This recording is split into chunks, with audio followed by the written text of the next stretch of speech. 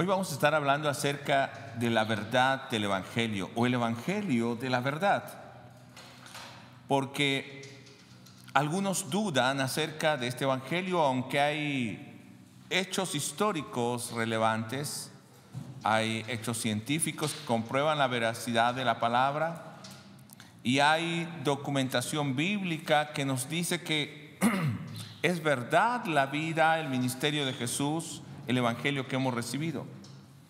Pero un hombre llamado Lucas, un médico que nos dice Colosenses capítulo 4, verso 14, cuando Pablo manda a saludar y menciona a este amigo y compañero de ministerio, el médico Lucas. Él se tomó el tiempo para investigar y estar cierto de la fe que tiene y también de lo que él está enseñando. Y dice en Lucas capítulo 1, versos 1 al 4, que estaremos meditando el día de hoy: puesto que ya muchos han tratado de poner en orden la historia de las cosas que entre nosotros han sido ciertísimas, tal como nos lo enseñaron los que desde el principio lo vieron con sus ojos y fueron ministros de la palabra. Me ha parecido también a mí, después de haber investigado con diligencia todas las cosas desde su origen, escribírtelas por orden, oh excelentísimo Teófilo, para que conozcas bien la verdad de las cosas en las cuales has sido instruido. Oremos al Señor. Padre, te damos gracias y pedimos que en esta hora tu palabra pueda hablarnos, pueda revelarse a nosotros, y que este libro que hemos empezado a meditar, el Evangelio de Lucas, ahora todavía estamos en el capítulo 1, pueda mostrarnos esa verdad ciertísima en la cual estamos fundados, y que nosotros podamos recibirla y compartirla de la misma manera, con una emoción, con una nueva vida y también con la expectativa de esa vida eterna presente y futura. Y que, Señor, nosotros podamos vivir esperando cada día el establecimiento de ese reino. Por eso hoy queremos compartir a través de esta palabra la verdad del Evangelio que se está presentando en el Evangelio de Lucas, y que deben conocer no solamente los judíos, sino también los gentiles. No solamente los conocedores de la palabra, sino también aquellos que estaban lejos, los gentiles e indoctos. No solamente los ricos, sino también los pobres. No solamente varones, sino también mujeres. Y Señor, todos somos llamados a ese reino. Te damos gracias en el nombre de Jesús. Amén. Gracias a Dios por la palabra, y hoy estamos en domingo iniciando con Lucas. El 1 de enero iniciamos meditando en el Evangelio de Lucas estos versos que yo acabo de leer. Y aquí nos dice que el receptor en el capítulo 1, verso 3, cuando le escribe al final, dice al excelentísimo Teófilo. Es aquel que debe recibir esta palabra, y Teófilo significa el amigo de Dios o amante de Dios, aquel que ama a Dios. Y se puede traducir como amigo de Dios. Y si usted va a Hechos, en el capítulo 1, verso 1, va a descubrir que Lucas no se puede leer si no después continuamos leyendo Hechos. Dice en el verso 1 de Hechos 1: en el primer tratado, oh Teófilo, está hablando de Lucas, hablé acerca de todas las cosas que Jesús comenzó a hacer y a enseñar hasta el día en que fue recibido arriba, después de haber dado mandamientos por el Espíritu Santo a los apóstoles que había escogido. Entonces, estos dos versos nos está diciendo qué fue lo que escribió en el Evangelio de Lucas. Escribió de todas las cosas que Jesús comenzó a hacer y a enseñar hasta la resurrección, y darle mandamiento a sus discípulos para que ellos continuaran ese mismo mensaje, el Evangelio de la salvación, el Evangelio del reino. Y también nosotros vemos que este escritor Lucas va a estar rodeado de un contexto griego o helénico, y la influencia de la cultura griega. De hecho, él no es judío, y en base a eso también él va a escribir muy preocupado por todos los gentiles, por aquellos que estaban en el concepto judío alejados del reino. Y durante el tiempo que nos empieza a describir el capítulo 1 nos habla acerca de el gobierno de Herodes. ¿Por qué estoy mencionando estos datos? Porque Lucas los va a mencionar para dar veracidad en el verso 5. Hubo en los días de Herodes, rey de Judea. Va a poner en ese contexto y en ese tiempo y va a decir: esto sucedió. No es algo ficticio, es una verdad histórica. Y podemos ubicar a Herodes desde el año 37 antes de Cristo en su gobierno y hasta el año 4 antes de Cristo. Esto quiere decir que a veces el año 0 que nosotros hoy manejamos está un poco movido, pero nos va a decir fue algo real. ¿Y qué otros eventos podemos ubicar aquí? Por ejemplo, Marco Antonio ha perdido su poder y va a subir un hombre que es muy digamos relevante en la historia, tanto que su nombre y su título que él se llegó a dar después lo tuvieron todos los demás emperadores romanos. Este hombre se llamaba Julio César Octavio Augusto, y él se dio esos calificativos pensando o poniéndose como el máximo emperador, pero también con un carácter divino. Por eso es que es tan importante que en el tiempo que se levante este hombre va a venir el Mesías, y de esto nos va a hablar Lucas. Eso dijo en Hechos capítulo 1, que de eso nos habló, y en los primeros versos de Lucas nos dice acerca de estas cosas que hemos nosotros conocido, Teófilo. Quiero que sepas bien, posiblemente Teófilo, creo que Lucas era sirio, pero Teófilo de origen griego por el mismo nombre, él quería saber bien la fe que había recibido, y Lucas se va a tomar ese trabajo. Ahora, las iglesias están creciendo en este momento, y dentro del bosquejo, creo que ahora también lo van a ver allí, dentro del bosquejo va a hablar de dos temas, hablando de Lucas y de Hechos. Lucas va a hablar acerca del inicio de la historia de la salvación, o terrenalmente pues, y la vida de Jesús desde Galilea hasta Judea, en Jerusalén, así como su muerte y su resurrección. Va a poner mucho énfasis en esa parte, pero desde dónde está Jesús hasta Jerusalén. Y en el caso de Hechos, que es la continuación de la historia, es el crecimiento del evangelio, expansión del evangelio desde Jerusalén, donde Jesús murió y resucitó, el mandamiento que les da a sus discípulos, hasta Judea, bueno, Samaria y hasta lo último de la tierra. En este caso, Roma, la capital. Y usted puede ver ahí mismo en la siguiente diapositiva cómo está dividido el evangelio. Primero hay una introducción y está dividido de manera geográfica. Lo vamos a hacer así. Primero, toda la historia de Jesús en Galilea, su pueblo y alrededor, una región gentil realmente, y luego su camino de Galilea a Jerusalén, del capítulo 9 al 19, y la tercera parte, su ministerio, su vida, muerte y resurrección en Jerusalén, del capítulo 19 al capítulo 24, 53. Entonces lo está manejando de manera también geográfica.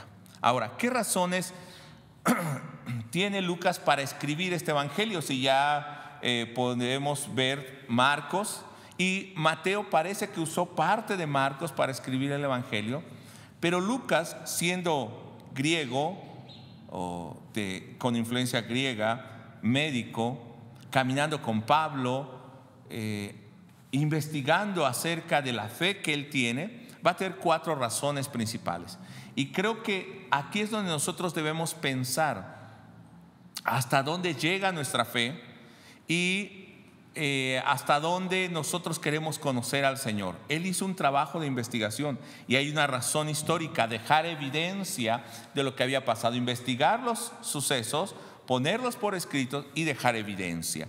También hay una razón evangelística, y esta es bien importante: es comunicar el mensaje de la salvación, no solamente histórico, sino también comunicar el mensaje de la salvación de Jesucristo, la venida del reino. También hay una razón o propósito didáctico, que es para que pueda aprender Teófilo, y no solamente Teófilo, sino los que leen después, nosotros hoy que estamos leyendo el Evangelio de Lucas.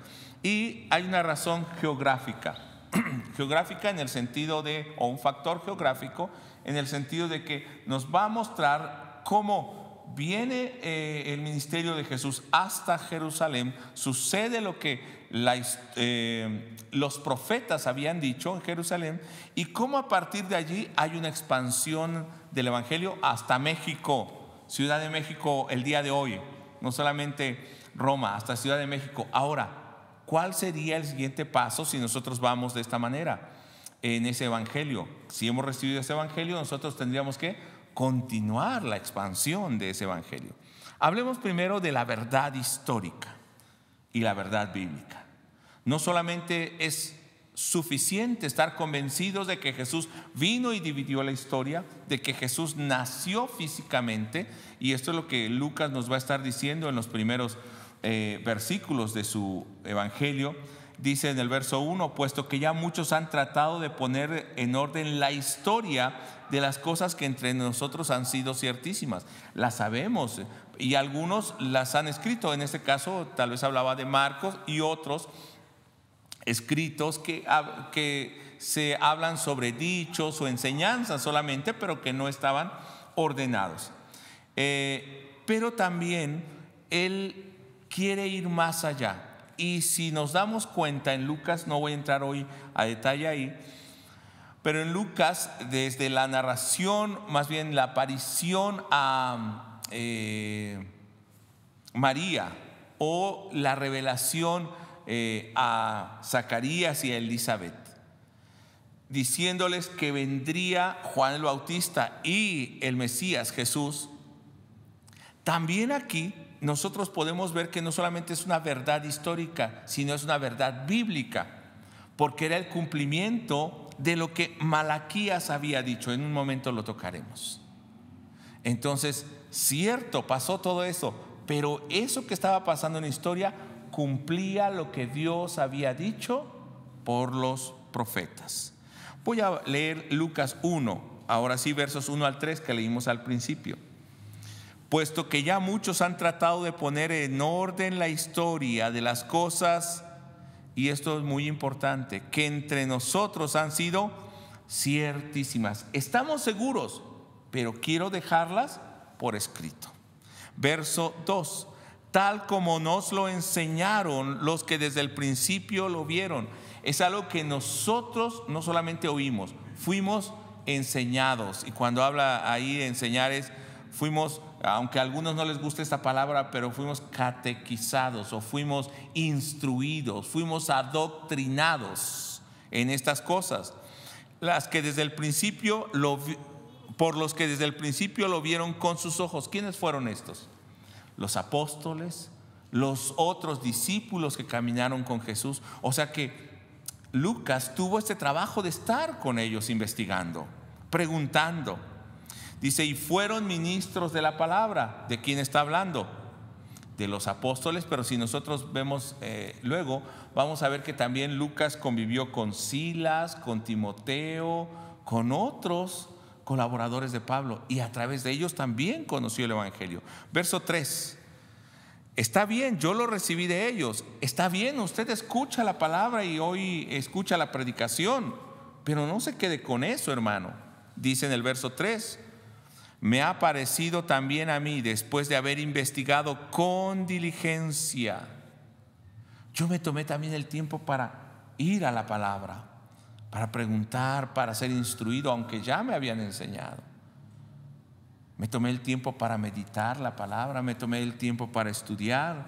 Tal vez a veces algunos se han tomado tiempo para aprender griego o hebreo o leer otras versiones, o se han tomado el tiempo para comparar un evangelio con otro, para hacer toda una genealogía.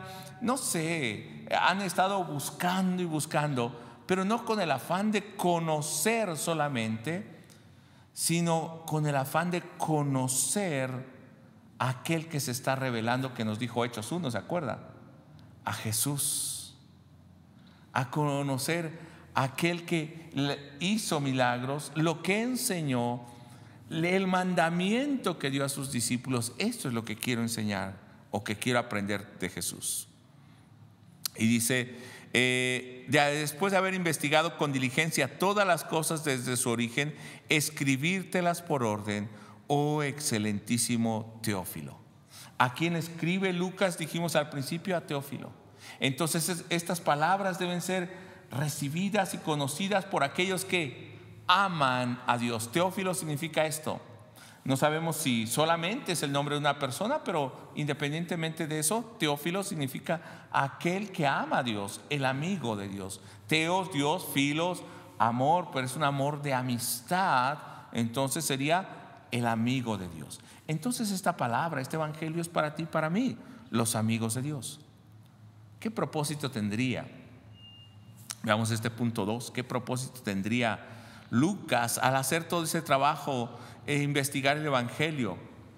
Conocer las cosas que son ciertísimas.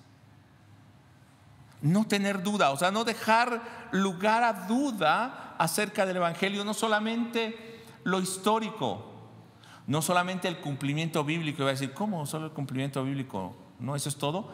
Sí, pero algunos conocen la verdad bíblica, pero Él quiere llevarnos más allá de conocer la verdad histórica, la verdad bíblica, hasta que esa verdad sea algo personal, espiritual, que sea hecha parte de nosotros.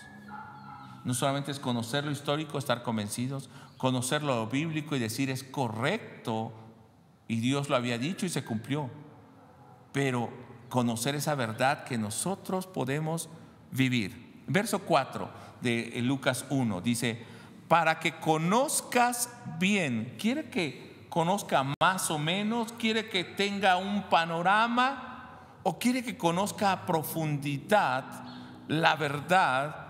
Dice, en las cosas de las cuales has sido instruido. Ya fuiste enseñado. No está diciendo solamente oíste, fuiste enseñado, pero debes de conocer a profundidad. Por eso la importancia de que usted medite diariamente la palabra de Dios.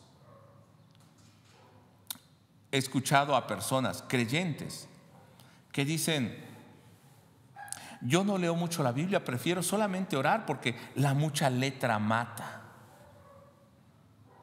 Pero realmente no es la mucha letra, es porque tienen flojera de ir a la palabra de Dios y conocer la palabra de Dios. Una persona decía, cuando se le enseñó a meditar, no aquí de la iglesia, de otra congregación, decía: yo no quiero meditar porque yo sé que estoy mal, y cuando vaya a la palabra de Dios me voy a sentir mal porque Dios me va a estar hablando que corrija lo que está mal. Entonces eso era negligencia y era rebeldía contra Dios. Recuerdo en una ocasión que unos jóvenes en una actividad dijeron: vamos a hacer una actividad para jóvenes, pero que ya no haya predicación porque es mucha la palabra que hemos escuchado. ¿Usted cree que es mucha la palabra que hemos escuchado? Cuando Lucas oyó ese evangelio, se apasionó. Él quiso conocer más. ¿Y qué más podía conocer si él caminó con Pablo, el que escribió más de la mitad del Nuevo Testamento? Vivió con ellos, evangelizó con ellos, y lo veremos en un momento. Y dice Lucas: yo quiero que estés bien firme, que conozcas bien las cosas en las cuales has sido instruido. Ahora, y este verso debe ser nuestra guía para todo el evangelio. ¿Qué es lo que nos va a enseñar Lucas en este evangelio? Que conozcamos bien la verdad de las cosas en las cuales hemos sido instruidos. Entonces ponga mucha atención, hermano. ¿Y en qué hemos sido instruidos? Recuerda que dijo esas cosas que son ciertísimas en nosotros. Lucas, ahí lo va a ver en la siguiente diapositiva. Lucas era un médico no judío y ha conocido el evangelio, y lo ha conocido de diferentes maneras. ¿Cómo de diferentes maneras? Mire, lo conoció por recibir el mensaje, por escuchar el mensaje. Porque no solo anduvo investigando, él escuchó ese mensaje y lo recibió en su corazón. No era judío. También por caminar con Pablo en el ministerio y con otros colaboradores. Entonces fue conociendo qué era el evangelio práctico. También con la tradición griega, como un cronista fue escribiendo y destacando los sucesos más importantes. Él caminó en las misiones, fue parte de las misiones de la iglesia naciente. ¡Qué privilegio! Hasta llegar al Imperio Romano, a todo el Imperio Romano. Él es cronista de todo eso. ¿Quién podía saber mejor estas cosas? También como un historiador experto, investigó en las cosas que estaban escritas, como entre aquellos que habían visto físicamente a Jesús, que habían experimentado los hechos. Posiblemente habló con alguno que recibió un milagro. Casi ningún evangelio nos da tantos detalles en algunos eventos como lo hace Lucas. Desde la aparición del ángel, el mensaje que da, la oración que hacen estos hombres. Entonces él quería conocer todo, no quería dejar nada sin conocer. Y todo lo va a dejar registrado para los amigos de Dios. Todo eso lo dejó registrado para ti. También él buscó aquellas cosas que son ciertísimas, o sea, comprobadas. No escribió cosas falsas, no se fue con fábulas. Me contaron, me dijeron ciertas cosas. No, él escribe solamente aquellas cosas que están comprobadas en su tiempo, hermano. Y ahora muchos ponen en duda algunas cosas de lo escrito, pero si él para escribir, como griego también, como cronista, como alguien que vivió las cosas, que investigó, él escribe solamente las cosas comprobadas, conocidas, registradas suficientemente para no dejar lugar a duda que el evangelio es verdadero, que Jesús verdaderamente nació, murió y resucitó. Consultó a testigos oculares, vivió con ellos, platicó con ellos, consultó a quienes eran ministros de la palabra, que estaban vivos todavía, y no solamente ministros, sino en el contexto judío era quienes también cuidaban la palabra, quienes la transmitían de manera oral. Entonces él tomó todas estas fuentes, pero le decía hace rato que no es suficiente la verdad histórica. E inclusive, no estoy hablando herejía, e inclusive no es suficiente la verdad bíblica. Cuando esa verdad bíblica no se vuelve una verdad en nuestro corazón. Usted puede estar convencido que la Biblia es verdad. Usted puede saber que los hechos que narran son verdad, pero se debe volver una verdad espiritual, una verdad personal y práctica. Y no quiero decir que tenga cada uno su propia verdad, no, sino que usted acepte esa verdad escrita en la Biblia, confirmada por la historia, como un hecho que impacta a su vida. En Hechos 16, vamos a ir a Hechos 16, nos narra Lucas. No sabemos si a partir de aquí empezó a caminar con Pablo y con los colaboradores del ministerio o desde mucho antes, pero en el capítulo 16 nos va a narrar cómo el Espíritu Santo dirige a Pablo, porque ellos llegan a Derbe, a Listra, y continúan compartiendo, y ahí de hecho encuentran a Timoteo y se lo llevan con él. Pero entonces quieren ir a otros lados y el Espíritu Santo no les permite seguir ministrando. Pero a partir del verso 10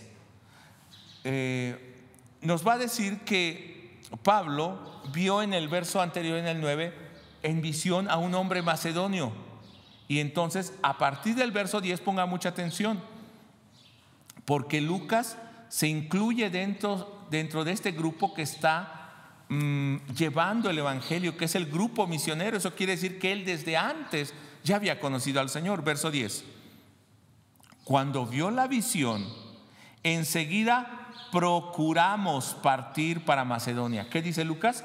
Procuramos, o sea que él está allí. Dice, entonces también nosotros quisimos partir para Macedonia, dando por cierto que Dios nos llamaba. ¿Solo a Pablo o también a Lucas, el que escribió el evangelio? También Lucas nos llamaba. ¿Para qué, hermanos? Para que les anunciásemos el evangelio. ¿Cuáles son esas cosas ciertísimas que él está compartiendo a Teófilo? El evangelio, las buenas nuevas de salvación, el mensaje de Jesucristo. Esas son las cosas ciertísimas. Verso 11: zarpando pues de Troas, vinimos con rumbo directo a Samotracia. Él iba en ese viaje, dice, vinimos, y al día siguiente a Neápolis, y de allí a Filipo, que es la primera ciudad de la provincia de Macedonia y una colonia, y estuvimos en aquella ciudad algunos días. ¿Quién puede decir fuimos, zarpamos, vinimos, estuvimos? Dios nos llamó. No solamente, mire, no solamente él iba como cronista, él era un llamado por Dios para llevar el evangelio. No solamente fuiste llamado para escuchar la palabra, sino para vivir en ese evangelio y darlo a conocer. Verso 13: y un día de reposo, ¿qué dice? Salimos fuera de la puerta junto al río, donde solía hacerse la oración, y sentándonos, él también estaba ahí sentado, hablamos a las mujeres que se habían reunido. ¿Qué hacía Lucas? Estaba evangelizando, estaba compartiendo el mensaje. Entonces una mujer llamada Lidia, vendedora de púrpura de la ciudad de Tiatira, que adoraba a Dios, estaba oyendo, y el Señor abrió el corazón de ella para que estuviese atenta a lo que Pablo decía. Y cuando fue bautizada y su familia, nos rogó diciendo: si habéis juzgado que yo sea fiel al Señor, entrad en mi casa y posad. Y nos obligó a quedarnos. Mire, esta historia en Filipo, desde que el Espíritu Santo los está dirigiendo y los lleva allá, la predicación, el inicio de esa iglesia, ¿quién está presente ahí? Lucas. Entonces no solamente fue un espectador, no solamente fue un investigador, no solamente estuvo confirmando la verdad histórica y la verdad bíblica, sino él fue parte de ese evangelio. Él recibió ese evangelio y vivió el evangelio, compartió el evangelio. Esa verdad que era ciertísima se volvió algo práctico y espiritual en su vida. Sabía que Dios los llamaba a este evangelio. ¿Cuál es la verdad que entre ellos es ciertísima y la verdad en la que han sido instruidos? Usted va a poder ver también ahí en la pantalla, en el punto 3. Lucas está marcando en todo su evangelio estas cosas. Y yo quiero que vaya conmigo a Lucas capítulo 1, verso 28. ¿Cuáles son esas cosas ciertísimas? Sabemos que es el evangelio, pero Lucas lo va a mencionar de esta manera. Hablando de Jesús, dice: y entró el ángel en donde ella estaba y dijo: salve, muy favorecida, el Señor es contigo, bendita tú entre las mujeres. Conocemos bien este pasaje. La anunciación del nacimiento del Cristo, del Mesías, de Jesús, a María. Verso 29: mas ella, cuando le vio, se turbó por sus palabras, y pensando qué salutación sería esta, entonces el ángel le dijo: María, no temas, porque has hallado gracia delante de Dios. Y esta es la verdad ciertísima. Bueno, ese Dios encarnado, a partir del siguiente verso, Lucas le va a dar diferentes calificativos. cosas ciertísimas en las cuales hemos sido instruidos, que debemos conocer, permanecer, vivir en ello y predicarlo. Verso 30. Entonces el ángel le dijo: no temas, porque has hallado gracia delante de Dios. Y ahora concebirás en tu vientre y darás a luz un hijo, y llamarás su nombre, ¿cómo? Jesús. Entonces el ángel introduce a Jesús, Yahshua, que quiere decir Jehová salva. Verso 32 dice: este será grande. No solamente es Jehová salva, sino ¿cómo es? Grande. Y será llamado Hijo del Altísimo. ¿Se da cuenta de los calificativos que le está dando? Será llamado Hijo del Altísimo. Es grande. Y el Señor Dios le dará el trono de David su padre. Es rey descendiente de David. Y reinará sobre la casa de Jacob para siempre, y su reino no tendrá fin. Es lo que nos decía Isaías capítulo 9, hablándonos acerca de este rey que tendría un reino sin fin. Capítulo 9, verso 7, usted lo puede anotar y luego buscar. Entonces, si nosotros resumimos, ¿qué es lo que el ángel está diciendo a María?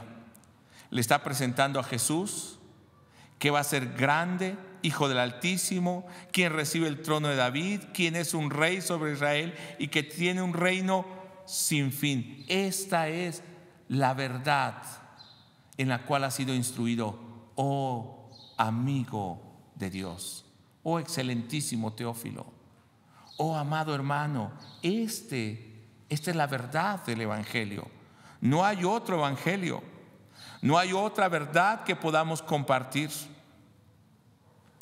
Y dice en el capítulo 1 de Hechos, que nosotros leímos hace un momento también,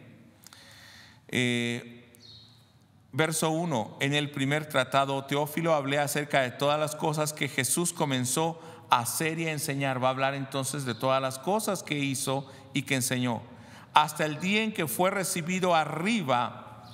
Entonces va a hablar de aquel Hijo de Dios, aquel que vino e hizo grandes cosas, pero que no se quedó muerto, sino que fue recibido arriba en los cielos. Esa es la verdad en las cuales hemos sido instruidos, y es lo que muchos podrían llamar hoy un credo. Si tú crees esto, realmente crees en Jesús. Si no, puedes creer una verdad histórica, y se puede decir que hasta bíblica, pero no es una verdad que se haya hecho o que sea el verdadero evangelio, las buenas nuevas de salvación a tu vida. Y nos dice en el verso 2: hasta el día en que fue recibido arriba, después de haber dado mandamientos por el Espíritu Santo a los apóstoles que había escogido. Y quiero leer el 3, y ponga atención al final del verso 3: a quienes también después de haber aparecido se presentó vivo con muchas pruebas indubitables. ¿Qué es esto? Muchas pruebas que no dejan lugar a duda. Por eso Lucas investigó bien, y este es el evangelio, o la verdad del evangelio. Pero continúe leyendo conmigo el verso 3: apareciéndoseles durante 40 días y hablando acerca del reino de Dios. ¿Cuál es la verdad del evangelio? Esas verdades ciertísimas en las cuales hemos sido instruidos. ¿Quién es Jesús? Ese es el evangelio. Y el reino de Dios, el mensaje que Jesús predicó. Esto es lo que nosotros tenemos que creer. Por estas razones nosotros hoy, no voy a profundizar en estos 3 puntos que le voy a mencionar enseguida, los va a tener ahí en su pantalla, pero no voy a profundizar, y yo quisiera tocar esos puntos un poco más adelante para que nos quedemos hasta ahí. El evangelio que hemos recibido, que es ciertísimo entre nosotros, es verdad, no hay duda.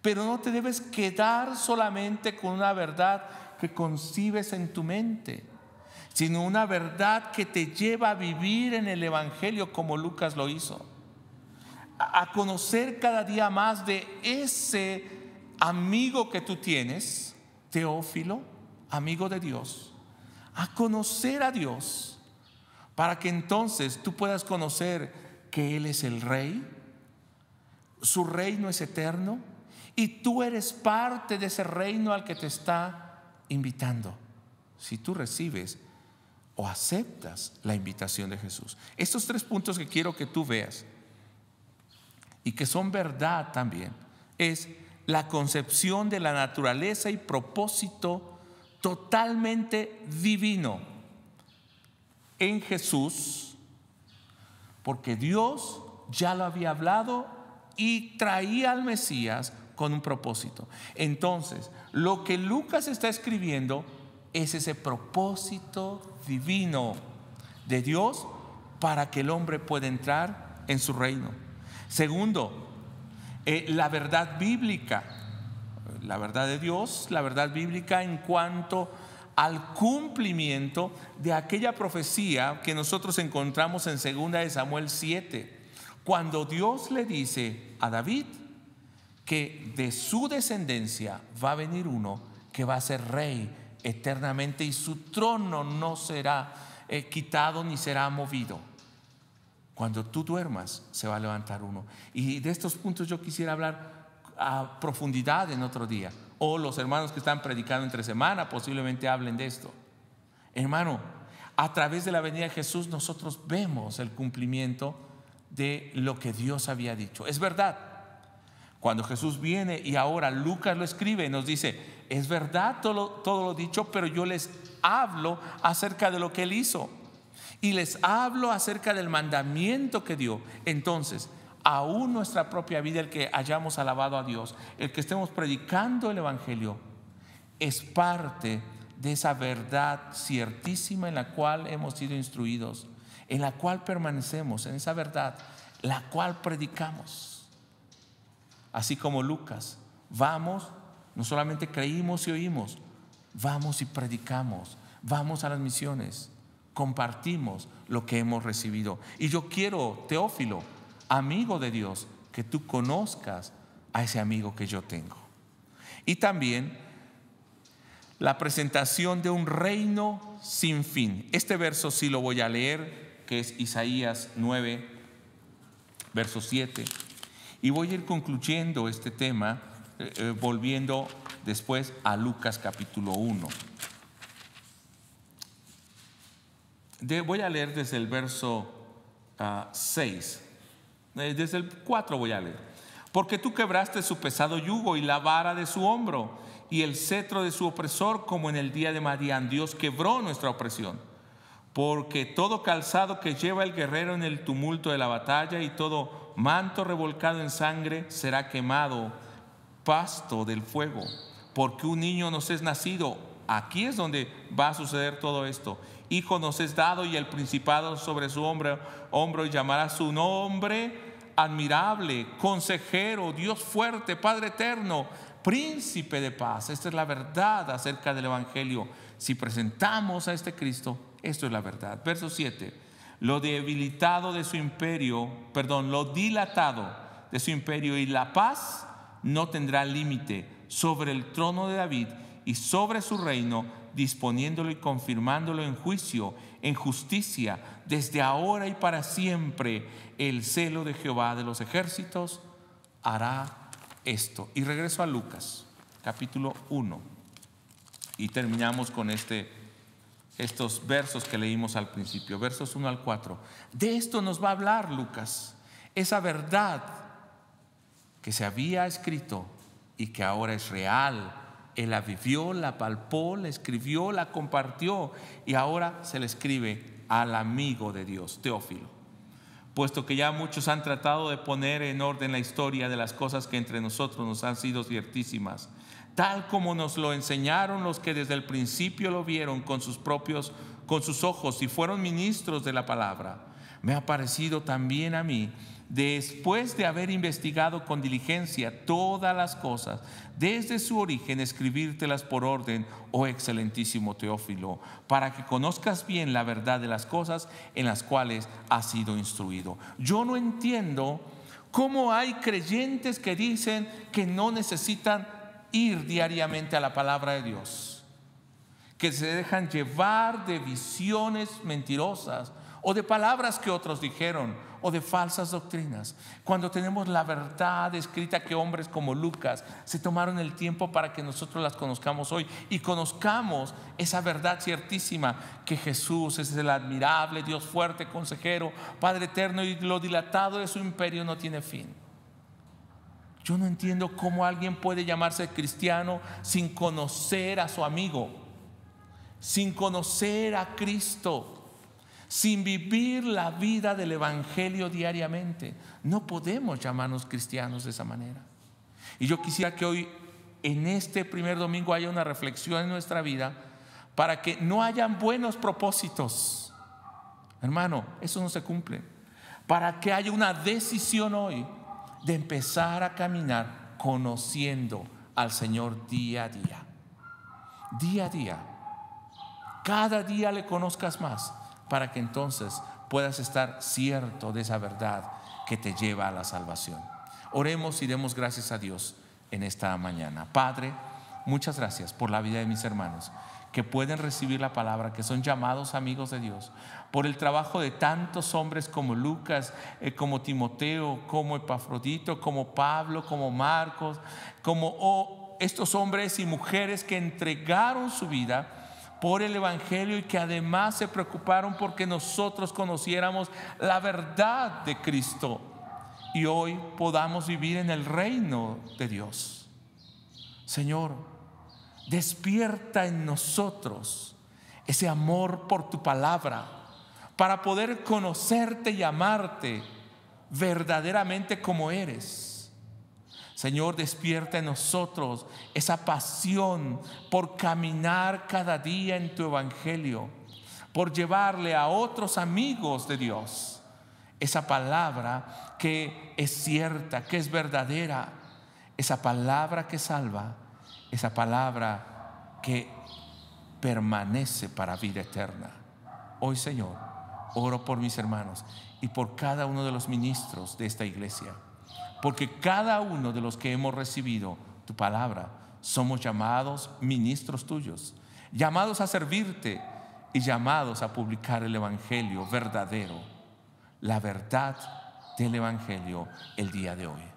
Padre, tómanos, sosténnos, háblanos con tu Espíritu Santo y entonces, Señor, iremos a pesar de todas las dificultades que enfrentemos, en el nombre de Jesús. Amén. Gloria a Dios. Dios le bendiga, hermano.